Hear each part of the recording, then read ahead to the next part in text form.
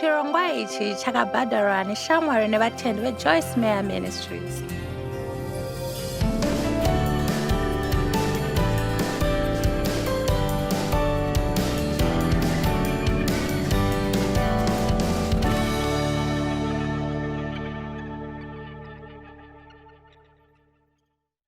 Ndakanyora bhuku rinonzi Kurarama noHushingi.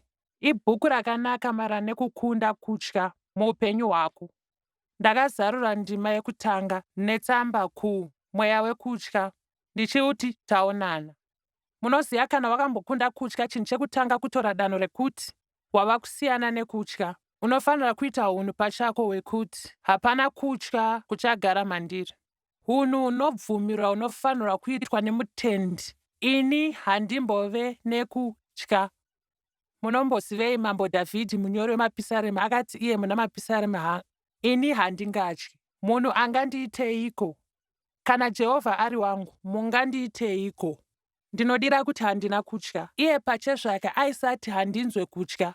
Aitora danho rekuti haachazorege kutya kuchitonga upenyu hwake. Ndofunga kuti ndicho chinhu chekutanga chachinofanira kuita. Unogona kunzwa chinhu kwenguva refu muupenyu hwako. Unopedzisira watozvijaira. Hauzvifarire hako, asi wagara nazvo kwechinguva, saka wava kungoti ndozvazviri, ndozvandiri, kana ndizvo zvatoita upenyu hwacho, uye hauchafunga kuti unogona kurarama upenyu usiriwo.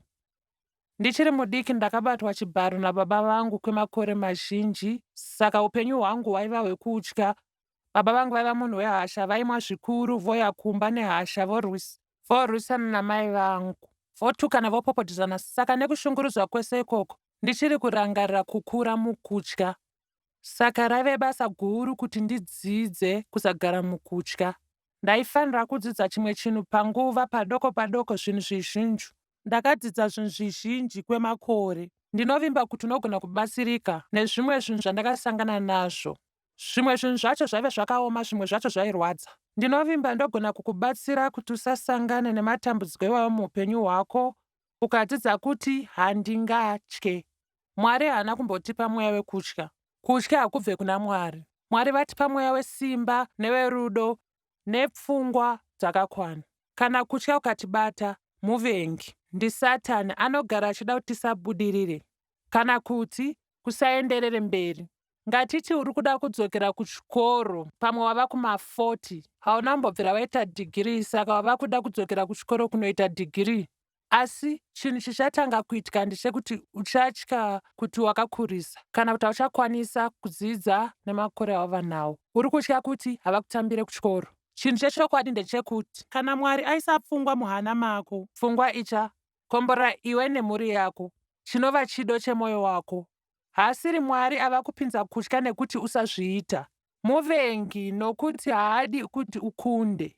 Saka ndiri kukubvunza nhasi kuti uri kuda here kutora danho chekutanga chekuti handisi kuzorarama upenyu mukutya. Izvi hazvireva kuti hauzombonzwa kutya. Zvinoreva kuti uchange wave kuziva kukurira kutya. Tichataura pakuru neimwe nzira, zvimwe zvidzidzwa zvidiki. Kuti urarame neHushingi. Kurarama neHushingi zvinoreva kuti ndichadzidza kutevera mwoyo wangu. Ndichatora mikana. Ndichashinga. Ndichabuda. Ndichashanda nemweya mutsvene kuti ndisangova nani, ndisave pakati nepakati sevamwe, asi kuti ndive munhu anounza mutsauko panyika. Ndizvo here? Vangani venyu vangapfure pano vasina kuonekwa, asi munoda kusiya mutsauko panyika kuti vanhu vakurangarire kwenguva refu kuti waive pano. Usazvibirire uchiti ndofunga munoziva ndezve vanhu vari pamberi pevanhu kana paterevhizhini. Izvo ndezve mwana wese waMwari. Mwari ane chekuti tiite tose. Tine pedu pekuita. Une chinhu chekuita chisingagonekwe nevamwe, uye ukasachiita chicharwadza tese nemunhu wese. Hauzombofa wakafara semafariro. Haunoita kana uri pakati pekuzadzikisa chinangwa chako muupenyu. Hapana chinhu chingakuzadzikisa nekukugutsa sekuziva kuti uri kutevera Mwari nemwoyo wako wese. Amen. Asi kutya chombo chaSatani. Chinobva kuna Satani. Nokuti Mwari haana kumbotipa mweya wekutya. Ngatiwirirane ipapo. Kana ukanzwa kutya, haazi Mwari ari kuti usaite izvozvo. Haasiriwo mashandiro aMwari. Mwari haana kutipa mweya wekutya, asi wesimba, nerudo, nepfungwa dzinoshanda. Amen. Saka patinonzwa kutya, tinotoziva kuti ndiSatani ari kuda kutimisa kuita zvinodiwa kuti tiite naMwari, kana zvinhu zvakatinakira isu, kana ari kuda kutitambudza. Bhaibheri rinoti kutya kunounza matambudziko. Kutya kunounza matambudziko. Uye ndakawana kuti kuteta chinova futi chinhu chine ukama nekutya chinounza matambudziko. Ndinozama kuita muupenyu hwangu kusateta zvinhu. Usateta kuenda kuchitoro, usateta kusuka ndiro, usateta kucheka huswa, usateta kugara pasi wobhadhara mabhiri ako. Usarega mwoyo wekuteta nekutya uchipinda muupenyu hwako. Ziva kuti uri ani muna Kristu. Ziva unoita zvaunofanira kuita kuburikidza nesimba raMwari ari mauri. Ugare wakasimudza musoro wako, mafudzi kumashure, wofamba nesimba uchirarama neHushingi. Amen. Yava nguva yekuti miviri yaKristu isimuke iverengwe, kwete kunyunyuta nekugunun'una mune zvose, kuva nedambudziko nezvese. Kutya kuri pakasiyana-siyana zvekuti zvinoshamisa ukatsvaga mhando dzekutya muencyclopedia. Baba vangu imi, mapeji nemapeji nemapeji nemapeji ezvinhu zvinotyiwa, vanhu zvavanotya. Chimwe chechinhu chekuti vanhu vanoita dambudziko nacho pano nepano muupenyu. Handingati munhu wese anozviita, asi ndakazviita, vazhinji vedu vanozviita. Kutya kwemunhu.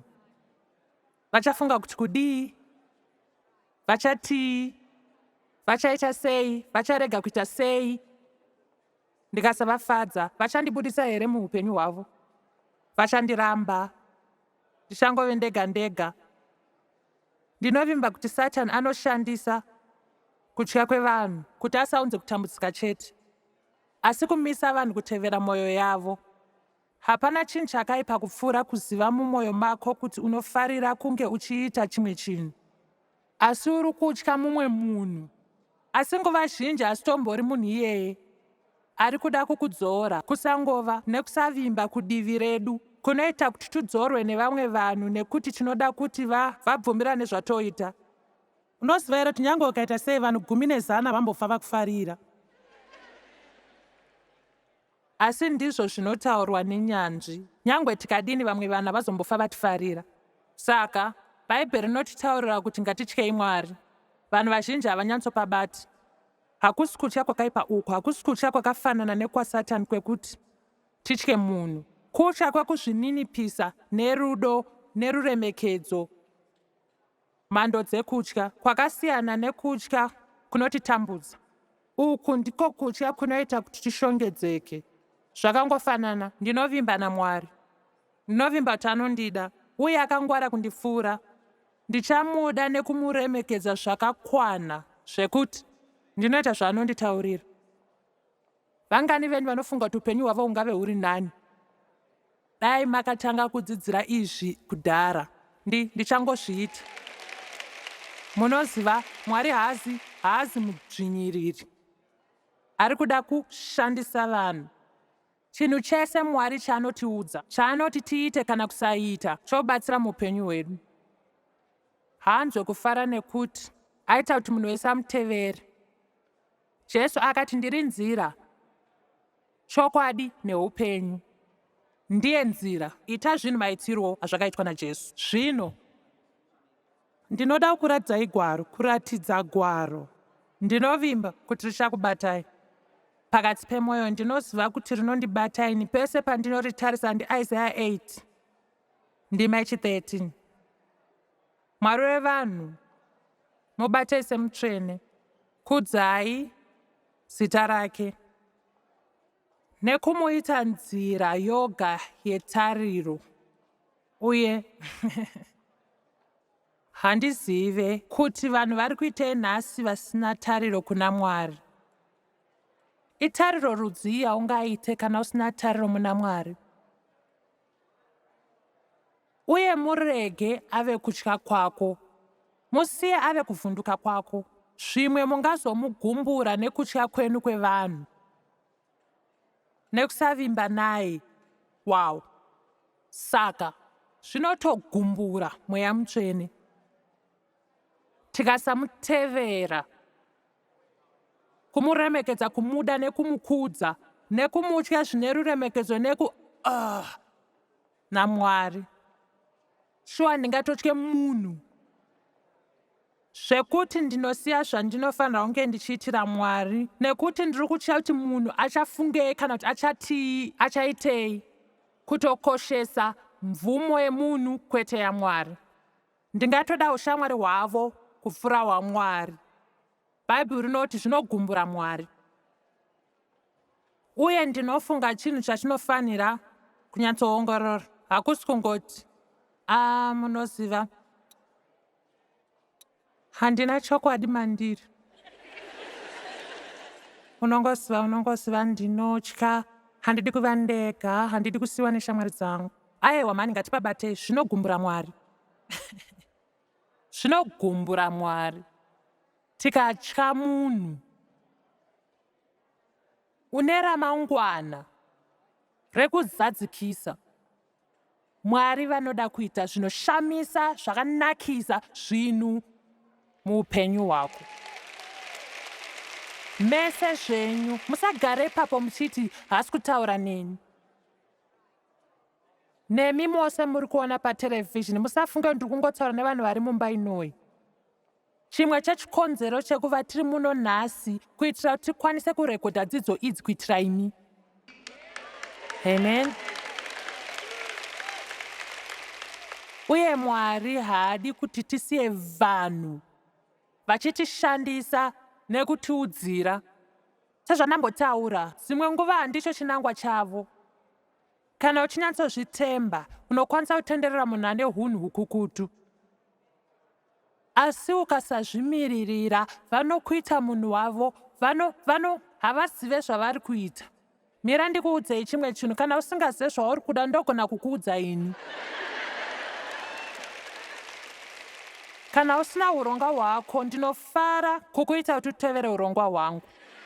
Ndingori mutsungamiri anokurudzira, ane gwara, ane chinangwa, ndine chikonzero. Saka vanhu vasingagone kuzvimiririra vanotsikwa, ende haizi mhosva yevamwe vanhu.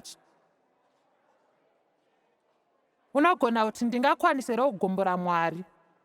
Asi muna vaEfeso 4:30 Bhaibheri rinoti, uye musachemedze Mweya Mutsvene waMwari uyo wakaitwa chisimbiso chenyu. Mumagwaro iwaya, pamberi nepamashure pe30 rinotaura nezvehasha nekupopotedzana, nekukakavadzana, nekurwa, nekuitirana utsinye, nekuti zvinogumbura Mweya Mutsvene. Asi muna Azaya, kutya kwedu vanhu kunogumbura Mweya Mutsvene. Izvi hazviroti wava kushaya ruponeso rwako, hazviroti Mwari haachakuda. Asi mirai ndikudze chimwe chinhu, ndikutarisei ndikutaurirei, Mweya Mutsvene unogara mauri kana ukagumbura unozvinzwa.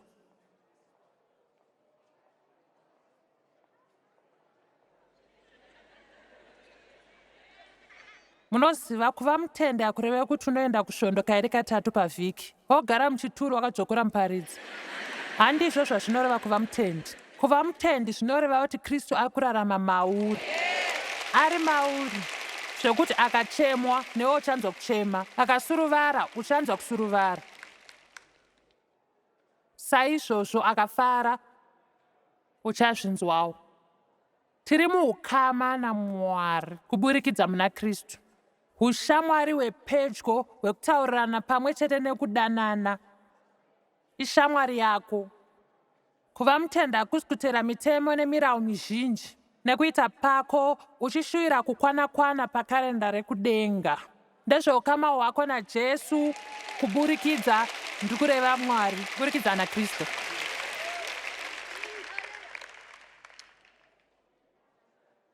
Kuva mutendi zvinoreva kuva muKristu kana kuva muteveri waKristu.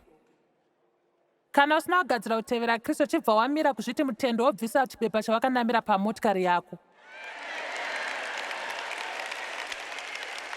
Amen.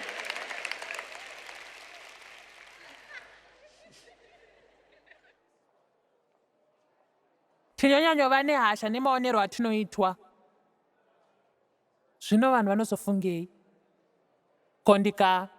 Ko ndikazosiyiwa neshamwari dzangu ndogona kukuudzai chimwe chinhu.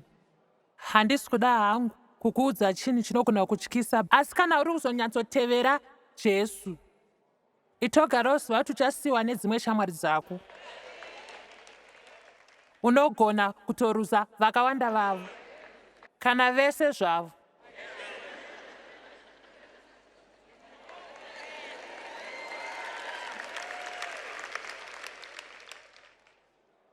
Uye haisitombori nyaya yekuti vanofunga kuti unoresva, nokuti mukati mavo vanozviziva kuti hausi, asi havana kugadzirira kutora danho rawatora, saka zviri nyore kutsvaga pawakanganisa pane kubvuma kuti vari kushaya chimwe chinhu muupenyu hwavo. Vangani venyu vakatsidza kunyantsofamba naMwari? Kana kungomutevera pamwe usati wova kunyantsofamba naye. Vangani venyu vakaruza masisawira kana kurambwa neveukama nenyaya yematana makatora, asi munoziva kuti pane maoko asiri mudenga, asi mazhinji kwazvo ndeekunyepa. Ndiwo muedzi wedu wekutanga. Ipapo Uchasiya kutya kwako kwevanhu kuchikupetesa muswe here? kukutaurirai chokwadi ka hapana kana ane basa nekuti unoenda kusvondo woti une kachinhano uchibuda kuchienda. Kana kupinda hapana zvazvinomboshandura, hapana kana zvazvinokupa. Ndo zvinotarisirwa nevanhu. Kana wanyatsoponeswa,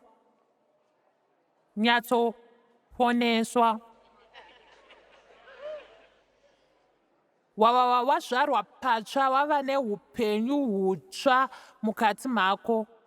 Haudi kuita zvinhu zvawaisimboita, uye hauchatofarira zvawaisimbofarira. Wave nechinhu chisingaonekwe neruzhinji, asi wava kuchifambira mberi. Asi usafunga kuti Satani achakutambira achiti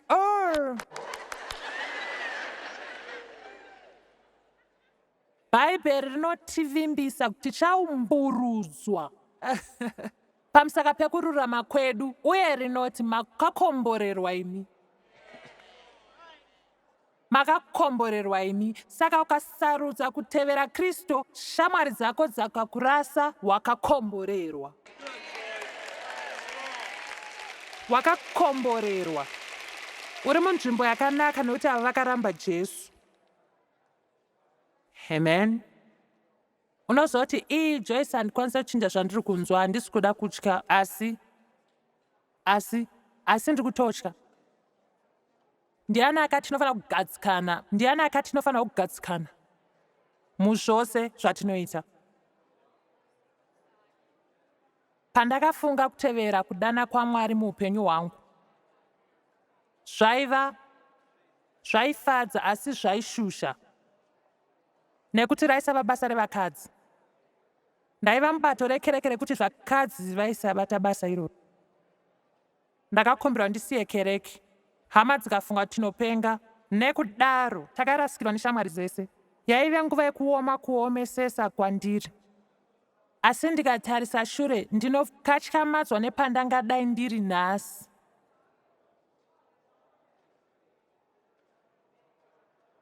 Kodai wakatopotsa zvinhu nekusiya kutya kwako kwevanhu kukutonge nezvauchaposa mune ramangwana, ukasachinja maitiro. Pamwe hazvisi kukunetsa nhasi kana kuti zviri kukunetsa, asi iri ishoko guru kumunhu wese, nekuti nerimwe zuva muupenyu hwako uchaziva kuti Mwari ari kuda kuti uite chimwe chinhu, uye munhu waunokudza nekuremekedza, waunoda, achakonana nazvo. Ipapo uchafanira kuti asarudzwa nezvauchaita. Kuita sarudzwa kuwanzochinja zvaunonzwa.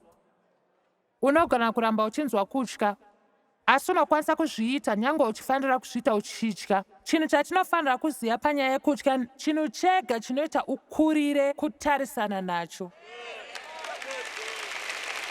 Nzira yoga yokukurira kutya kutarisana nako hakuzombokusiye kusvika wazvisandirira kugehena kwazvakabva.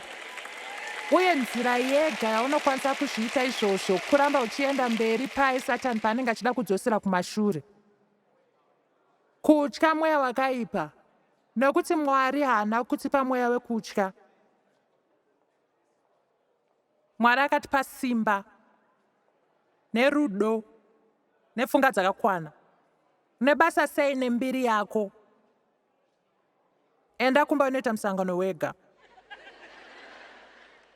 Tinogara tichiita misangano nevanhu vakawanda. Karenda rako rakazara misangano isingaperi. Wadini wakanzura mushona uite musangano wako wega? Unotozoshamisika nezvaunozowana pamusoro pako ukapinda mumba wega woita musangano wako iwe naJesu. Ndine basa sei nezvembiri yangu? Zvinhu zvingani zvatinoita kufadza vanhu? Vasitomborinei nezviri kuda kunzi tiite naMwari? Unoitei kana kuti wakamboitei pawakambopokana nevanhu vasingawirirani maererano negwara rawaitora? Kuwana mvumo yevanhu kuri muropa mako here?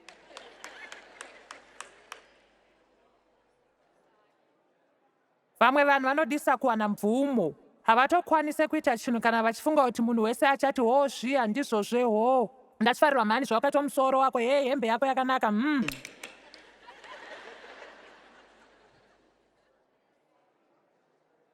Hapana chinhu chinofadza kupfuura kuva munhu Mwari wavakakusika kuva. Nyangwe zvikashamisa sei, iva iwewe.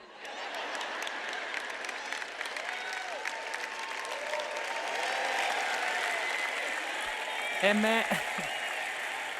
Shuwa ndiani angada kungoita semunhu wese? Zvingatoti bhowa sei izvozvo? Vagaratia 1:10. Ndinomafarira mhani magwaro aya iwaya andava kuda kukuverengerai. Mupostori Paul: ndiri kuedza kuzviratidza kuvanhu here kana kuna Mwari? Kana kuti ndiri kuedza kufadza vanhu? Dai ndanga ndichiri kuedza kufadza vanhu nezvemunyika, ndingadai ndisiri muranda waKristu Mesaya. Wow! Dai ndanga ndisina kutevera kudana kwaMwari muupenyu hwangu, kuti ndichengete shamwari dzangu, ndogara mukereke, ndofungirwa zvakanaka nevanhu, baba vangu imi. Mwari Baba, zvinototyisa kana kuzvifunga izvo. Zvinotyisa zvekare kuzvifunga kuedzwa kwatinoitwa. Mandizo yakakomba nyaya iyi da kuti muikoshese. Dzimwe nguva tinotofunga kuti unoziva vese vakafunga kudaro. Kana ndiri ndega ndiri kuzviita, pamwe ndo vari bhoshuwa vakadzi avadaro. Mirai ndikudze chimwe chinhu, unofanira kunyaradza musoro wako dzimwe nguva. Uye handisi kutaura nezve kusateerera nekupusa, ndoreva dzimwe nguva unofanira kudzima pfungwa dzako woteerera mwoyo wako. Unofanira kubva pamazwi evanhu woenda pane imwe nzvimbo naMwari woti munoda kuti ndiite sei apa munyaya iyi? Ndehupi urongwa hwenyu neupenyu hwangu? Uye ndibatsirei Mwari kana vanhu vasingade kukuteverai. Uri kuraramira kufadza Mwari here mazuva ose? Uri kutevera iye here kana kuti vamwe vanhu? Ndinovimba kuti kushingirira kwatinoita mukutevera Mwari ndiko kuwanda kwemufaro wedu. Asi kuti urarame uchifadza Mwari, unofanira kuve munhu ane ushingi, nekuti Mwari achakukumbira kuti uite zvinhu zvisina kudzamirana newe. Anogona kukupa mimwe mikana, asi kuti uitore mikana iyoyo unofanira kuzviisa panjodzi mbijana. unoziva kunyanya pakusapa vanhu mukana wekuti vatyaire upenyu hwedu. Dzimwe nguva tinofanira kusangana navo kana kuzvimirira tichiramba kuita zvido zvavo.